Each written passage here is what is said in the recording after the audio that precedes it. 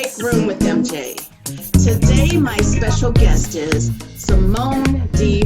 Ross, who is a Colorado native, who is a mother, a philanthropist, an auctioneer, a blogger. She is a business consultant for businesses to help navigate through change management. She is the CEO and founder of BTB, Beyond the Bio. She also has been guest speaker and host of many prestigious events. And Simone is known for being one of the top most powerful woman business leader, blazing her own trail. Simone, thank you so much for being here with me today. I truly appreciate it. Hey, thank you for inviting me. You are so welcome. Just want to share real quick, Simone, how we met, how our paths crossed, basically. So basically what happened was really through Facebook. I received an invite to your Beyond the Bio. And so I saw just a brief little bit of you sharing your story about how you transitioned from the corporate world. And honestly, it just captivated me, I have to say, because, you know, you were in the corporate world for like 15 plus years. Yeah. And then you made that transition. So if you wouldn't mind, just kind of share how that journey was, that transition, and what was the decisioning factor of, I need this change. So. You know, I started off it's right out of college, honestly, into corporate. And I think even with my first job, it just didn't feel right. I remember I went in for a meeting with actually the vice president of my department at the company I was working at. And he looked at me and he said, "You like nice things, don't you?" And I said, "Well, yeah, who doesn't?" And he said something to the effect of, "You're going to have to always work for a company and work here if you think you're going to be able to get nice things." Wow. And I think from that day, it was still a lot for me, and it was actually highly inappropriate. Yeah. I was just like, what? And so for my first entree, I was just like, I don't know that this is for me. You know, I moved on through corporate and held a lot of positions in different areas of one company, different areas of multiple companies. And still, it just wasn't quite right being a woman of color, occupying a C-suite position, being an influencer. There was so much bureaucracy. There was so much puppeteering. There was so much gaslighting. Yeah. And it just was really emotionally damaging, certainly damaging to one's self-esteem. And for me, the thing that said to me, "Simone, you have to pivot." I was working for an organization. I'd founded a couple of subsidiary entities on behalf of that organization. Well, they brought in a new chief executive of the organization. That was to be my new boss. And in my one-on-one, she said to me, "You know, you of all people should send your kids to college. But you've got to figure out how to pay for it." Wow. And so I said to her, "Well, let's dig into that. What do you mean?" And at the time I was married. And so she said, "Well, you and your husband are the kind that should send their kids to college." Yeah. And so this is my first one-on-one with this person. And so at that point I was just like, oh man, this is going to be a bumpy ride. And the microaggressions got more and more intense. They got more and more traumatic. They became more and more abusive over about a 6 to 8 month time frame. And it just really let me see, not only do I not want to be here, I have to fight so that my daughter doesn't have these kinds of stories. And then as I was speaking to my peers and friends, like their stories were so similar, just with the microaggressions or micro inequities that they were receiving, where they would be judged, not even based on performance, but maybe not given a promotion because somebody's neck got red when they were nervous, or you know, somebody is categorized differently, being a woman of color. And I forever found myself in that cycle of pet to threat. Like, we want a diverse hire. You're diverse. Oh, you're smart. Smarter than me. Mm-hmm. I don't want that, you know. at the point that I had to explain to the CEO of the company I was working for the difference between cash basis accounting, accrual basis accounting, and a gap analysis, I was like, oh, this is bad, and you got to go, girl.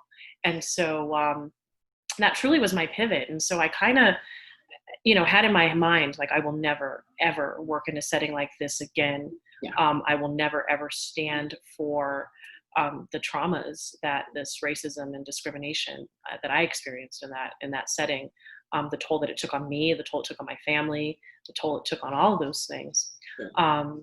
And then it's kind of one of those things where God like leads you where you need to go, and you're like, nah, you don't know what you're talking about. Right. So I went and I worked for another company, and that job was eliminated, and I was so okay with that, so okay with that. And that really was my exit. It was like, all right, so God took away everything. Sure. And now it's time for you to not live in fear and, live in faith and walk in your purpose. Yeah. And so that's what I did. And so I expanded a company into this marketplace and another marketplace, while simultaneously doing my consulting thing. And then when COVID hit, we had to shut down nationwide. And so I'm like, well, it's time for you to really like walk in your purpose. And so I started, I've had Simone D. Ross Consulting for the past 8 years, but I started really hitting the pavement with that and offering my unique skill set of operationalizing businesses and implementing integrative change management. Also during this season, I started SDR events. I've always been an MC and host and auctioneer, but my passion is bringing content for the culture, really. And so I do that. And then I'm also a partner. I'm a co-founder of S&V Partners, where we do workforce equity work with companies across the nation. And then in response to everything that's happened within Black Lives Matter, I founded Youth United University, which is a 5-week anti-racist university for kids grades 6 through 8. And so we just graduated our first cohort, and we have an exciting project that we're going to debut early next week. Wow. That is such an amazing journey. A lot of times what prevents people from making that transition, the leap of faith is definitely scary, but I think too financially, because a lot of people, when they make that transition, either they have a spouse that they can lean on to support them, or they have a large 401k, maybe that they can tap into, or something like that, a savings. But what advice would you give someone who has none of that? They just, would you advise that they just take it slow until they can build up to that? Or yeah. Well, and I do want to say too that that's one of the reasons why I do the work that I do, because what we know statistically is that 50% of women of color are considering leaving their jobs. Yeah. But you have to also consider what they're leaving, right? They're leaving health benefits. They're leaving a paycheck every other week. They are leaving a 401k match. They are leaving professional development. And so because corporate settings often are so incredibly abusive to women of color exiting is a big deal on the economics of our communities. And then when you look at founders and women of color founders who have access to credit, access to capital, those numbers are abysmal. And so, that's something to consider 100%. I think when going out on your own, you definitely have to be strategic, right? So I said I resurrected of sorts my consulting business. And so, start maybe doing it as your side hustle, and then kind of adopt the idea of, okay, if you're working 40 hours a week for someone else, you should work 40 hours a week for you. And put in as much investment of time and resources. That was honestly my biggest regret, is that early on, I invested so much in building other people's thing that I didn't invest that in me. And so, for the time that you're investing in your corporate job or whatever you're doing, invest just as much or more in you building and implementing and actually doing the work for your side business. Start, if it's a contract thing, if it's a good that you're selling, continue to sell it. Save those revenues until you can get to the place where you can be self-sustainable. And, the reality of it is, as women of color, we're bootstrapping our own businesses, right? Women of color are doing it a lot more, is we're bootstrapping. And two, I think it's important to take advantage. There's a lot of opportunities now. whether there's pitch competitions, like in your spare time, if you're still working and kind of doing something as a side hustle, pitch your side hustle, try and get funding. We talk ourselves out of that a lot, but pitch it, see what happens. That could be your opportunity where maybe you don't have to bootstrap. Right, right. Yeah, that's great advice. Thank you.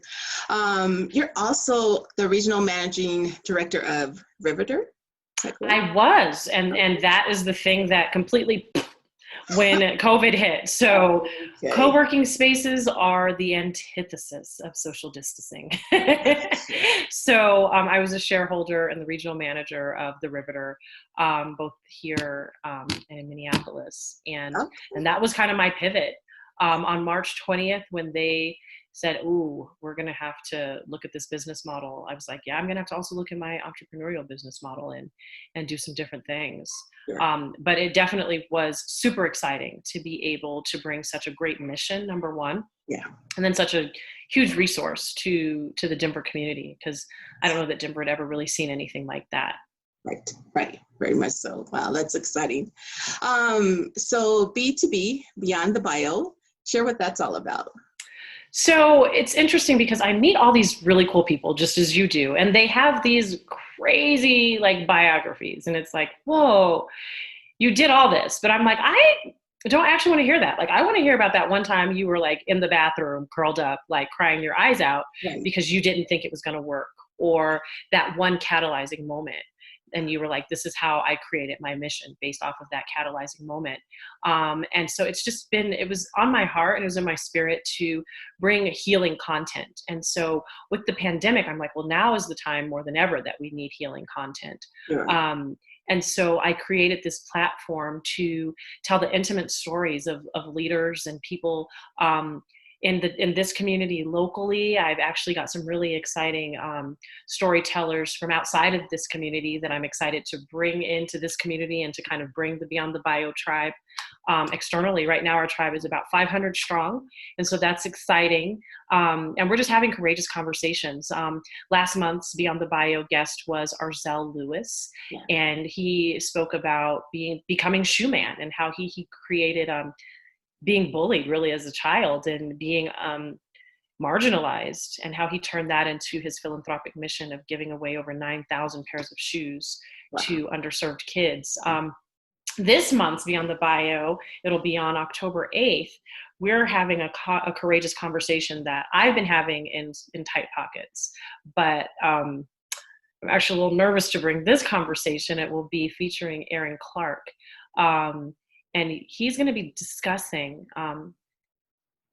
Black men elevating their voices to empower and protect Black women.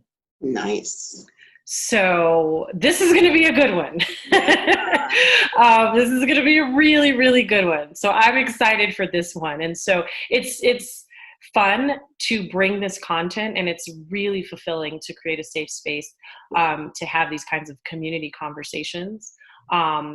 Try to create some sort of challenge or action and potentially bring about resolution. But this one has been fun, and I definitely know I'm going to continue to go Beyond the Bio. And maybe one day we can do it in person, I hope. Sure. But it's been great building this online community too, where people are like, okay, what are we doing in October? I'm ready to have these conversations. Yeah. And how long have you been doing Beyond the Bio?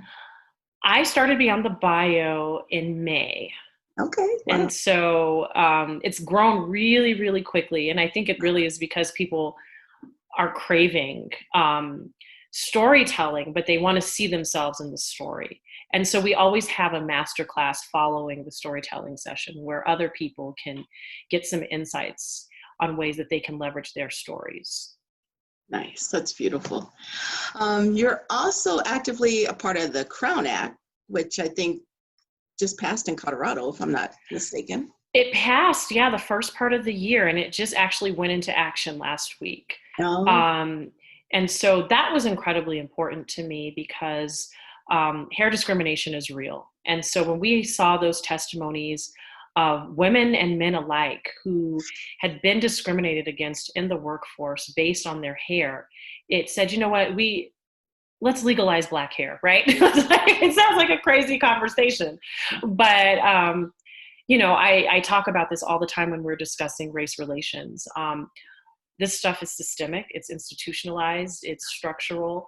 And so oftentimes the only way of dismantling these structures is to legislate.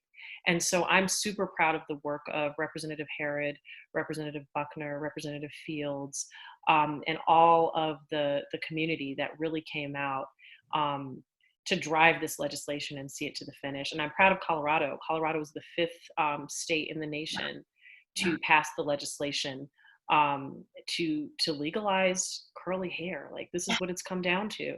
But that's huge. And I think that sets, actually, most importantly, a precedent as we're looking at dismantling institutionalized racism. It is creating legislation that is anti-racist legislation, because there's racist legislation, 100%. What isn't? Right. So now it's time for us to get some anti-racist legislation pushed through. And so this was an important step in doing that. Yeah. I know Harvard just did a study, and it showed that Black women are most likely not to go further in the interview if they're seen prior with their natural hair. And the statistics of that was just awful, And it's true, it's so true. That's why we have to pass something like the Crown Act, which to me is just so sad, But what made you so passionate to be an advocate for that?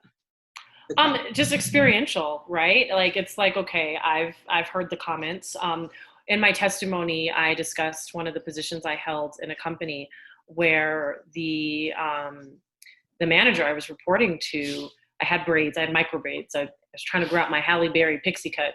And so she came to my desk and she started touching them, and I told her it made me feel uncomfortable. Well, she apparently didn't like that. So she loudly got on the phone in the office and was calling down to her friends in other departments saying, come see Simone's hair and touch it. It's like looking at a monkey in a zoo.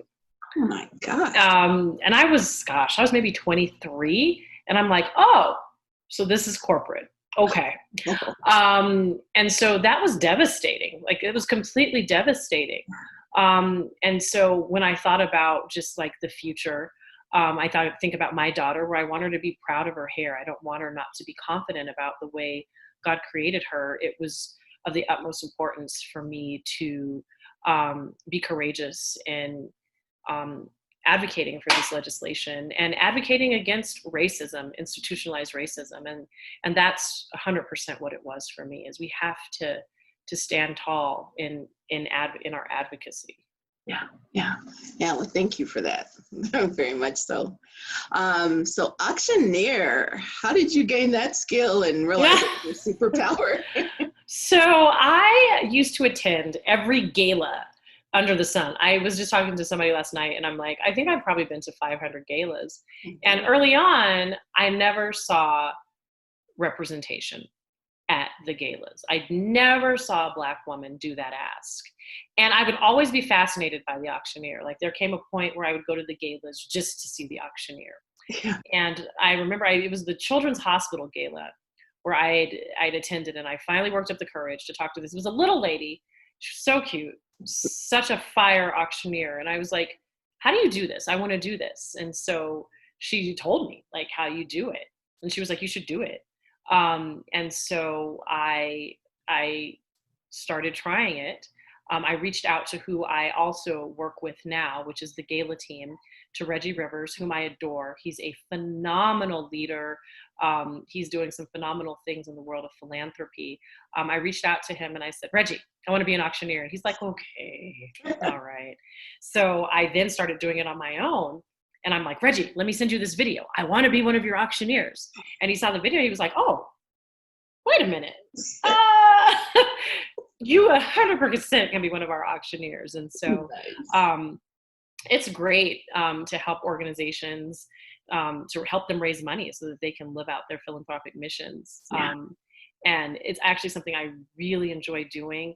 And then too, again, I always try and think about representation. Like for me, never seeing a woman of color raising money at these galas where they're sometimes walking away having raised over $500,000 $1,000. I'm like, no, there's a seat, there's a place for us Yeah. in these arenas, in these rooms. And I, want Black women to have a seat at the table, at any table. And so it was important for me. I'm like, no, I want to be there. Like, and I still have a list of events where I'm like, I want to be at this event because it is so important, I think, for the world to see Black women in these multifaceted roles. So Yeah. Wow, that's great. That's an awesome story. You're also a blogger, an incredible blogger, actually, I have to say. Thank you. Yeah, like, I mean, are you a spoken word artist, or you just... No. In Oh. undergrad, my minor was Shakespeare, which is probably, I thought, a very useless minor. But then I'm like, I just have a passion for writing, and it's therapeutic. It's very cathartic for me to write. I didn't think that it would have much impact. It was kind of just my thing. But it's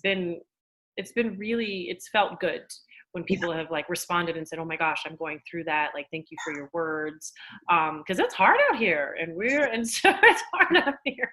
And so, I'm just enjoying the therapy of writing. And then if there is a healing component to where it can be beneficial to somebody, like, I'm all the way here for that. Yeah.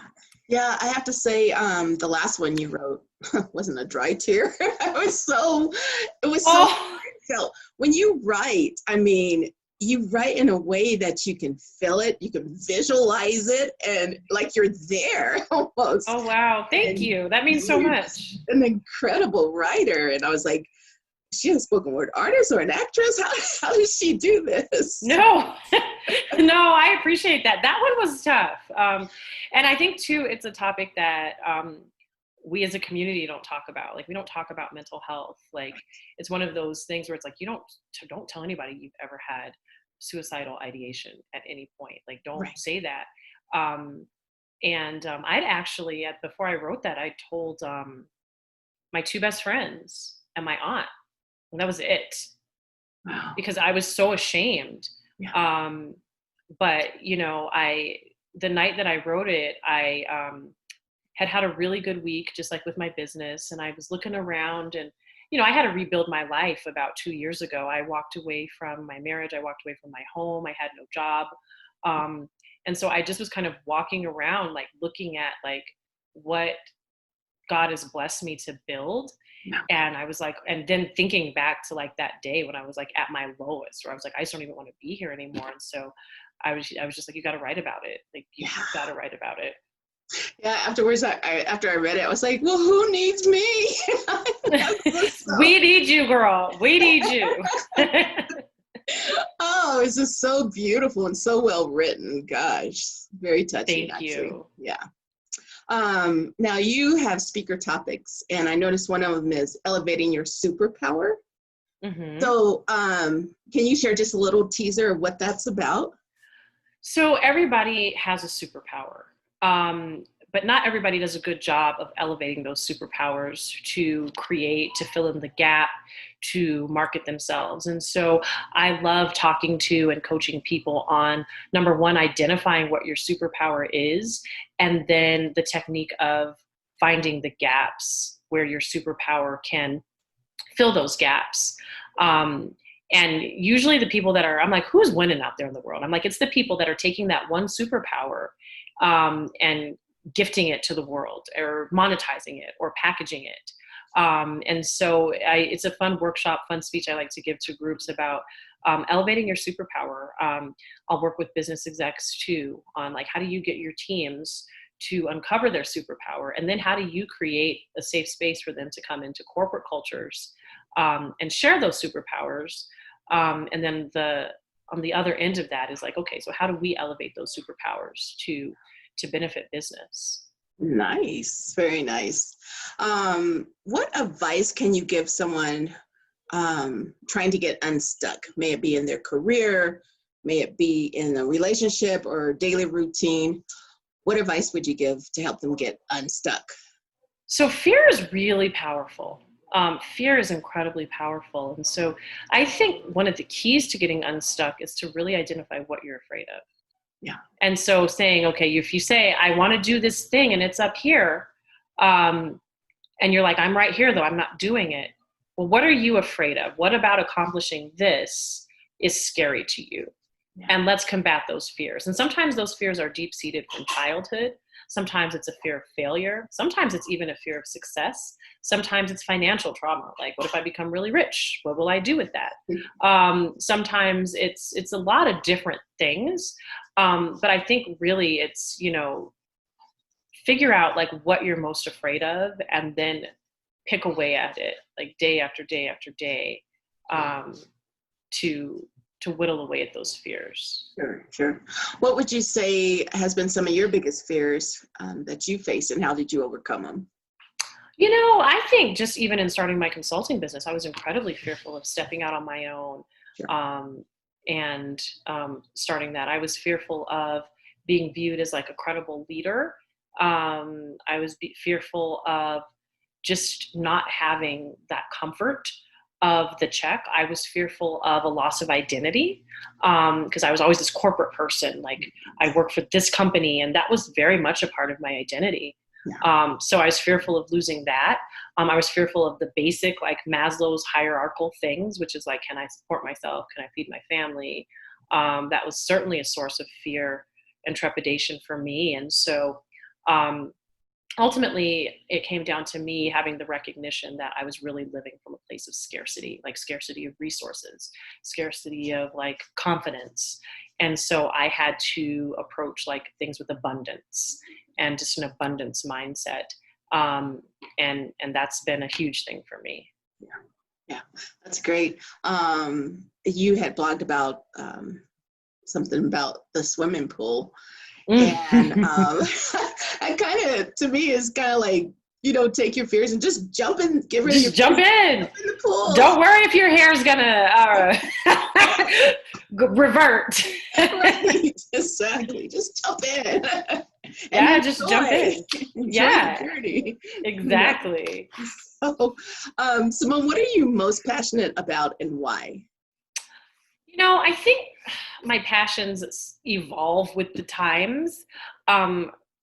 So I am 100% passionate about anti-Black racism and just being someone that speaks out on it. I am, again, trying to be fearless and walking in call-out culture, and calling it out, because I think that is the only way that we're going to see any changes. So and my passion is like growing for that, and me trying to make my impact in the best way possible. I'm incredibly passionate too, of just like about Black women winning. I think that Black women, God, this has been a hard week for Black women. I was on a call earlier today, and I'm like, the lady was like, I want to hug you. I was like, yeah, because it's National Hug a Black Woman Week, please. Yeah. And thank you. Mm-hmm. And I just feel Black women have carried so much on their shoulders. They've carried the nation on their shoulders. They've carried the Democratic Party on their shoulders. They carry the family on their shoulders. They carry so much. And still we continually discredit ourselves. Like, we are vehicles for exploitation time and time again. And we just deal with it. And I want Black women to, stand in their power of divine manifestation and take time to manifest things for themselves. What helps you get through when you're having a moment, like a bad day? What helps you get through that? Lip gloss. I'm sure you got a blog about it. No? Lip gloss. No, seriously. Lip gloss, it's a thing, and it gets me through. Really? Yeah, no. I've actually I used to not take the time to even acknowledge that the bad day existed. And so I more recently have actually played in that space. Sure. Of acknowledging the bad day, the root cause of the bad day, and not living in it. So like acknowledging it, holding space, because it's human. And I think that's another thing as Black women, we don't give ourselves an opportunity to have a bad day. Yeah. But we can, we should, we do, we carry so much, but just not living in that space, because you don't want the bad day to become a bad life. Right. Very much so. So everyone has their why in life, why they do things and that nature. What is your why for you? Oh, that's such a good question. For me, it's really like improving the world for my kids and making an impact. Um, so that's my why. Yeah, it's nice. Yeah, most definitely. And you're definitely doing that, obviously. So it takes someone to plant a seed in your life to see yourself differently. Who planted that seed for you? That is such a good question. My aunt has always been perpetually um, planting seeds in me to see myself differently and just continually challenging me. Sure. And I'm so eternally grateful to her for that. I met a man which is, it's very interesting. But I met a man who's also really done a good job of kind of planting those seeds too. Because I'm like, oh, you see me like this? Let me see myself the way you see me. And that's actually been interesting. That's been a first for me. Nice. That's beautiful. What would you say has been one of the greatest moments along your journey? I think for me, one of the greatest moments really has been like the ability to rewrite my narrative, reinvent my life, and recreate things on my terms. Yeah. Because that's hard to do. Sometimes it's easier just to kind of be stuck and feeling like I am stuck. Mm-hmm. And so I think the greatest moment, even it was the greatest, most difficult and hardest moment was, recharting my life and recreating things and rewriting my narrative and just getting on next chapter. And it's been scary as hell, but it's been a great journey. Sure. Awesome. What's a fun fact about you that most people don't know? Oh, a fun fact about me that most people don't know. I am a really good rapper. And I used to rap. I used to rap in college. Wow. With some friends, some dorm mates of mine, and we had like a little group. I would sing the backup hooks on their songs, and I would like jump into a rap cipher. What do you want to be known for on this earth or remembered by? I want to be known as just an audacious catalyst for change. Maybe not always saying what's popular, but saying what's right. Yeah, that's great. And what advice can you give someone who's trying to fulfill their dream or purpose in life? Do it. Yeah. Do it, because your purpose is your purpose. Nobody was placed here to do what you were placed here to do. And that's the great thing about who we are. And so dream it, do it, go for it. Yeah, definitely. And what do you think is going to be the next venture for you? Oh my goodness. That's such a good question. I have no clue. Yeah. I definitely want to continue to grow my businesses. I want to continue to do work with women. I want to build scale for my businesses, and I'm not sure what that looks like. I can do it for everybody else on the planet. I can't do it for myself. Yeah. And so I want to start finding ways to scale my business and get a larger reach. And I think that'll happen next year. And so I think that's next. I think what every business owner wants is scale. So that's what I'm shooting for. Well, yeah, most definitely. And where can people follow you at? You can follow me on Instagram. I'm at Simone D. Please go to my website. It's simone-ross.com. And you can follow my blogs, and we send newsletters, and just join our Beyond the Bio tribe as well. And definitely follow the kiddos that we're working with. And you can just go to youthuniteduniversity.com to see what the kiddos are doing to be the next generation of anti-racists. Wow, that's beautiful. Well, Simone, you have such an amazing, inspirational journey. And I just want to thank you so much for spending the time with me this afternoon. I truly appreciate it. Oh, thank you for inviting me. I really appreciate that. No problem. Well, that's a wrap with Make Room with MJ.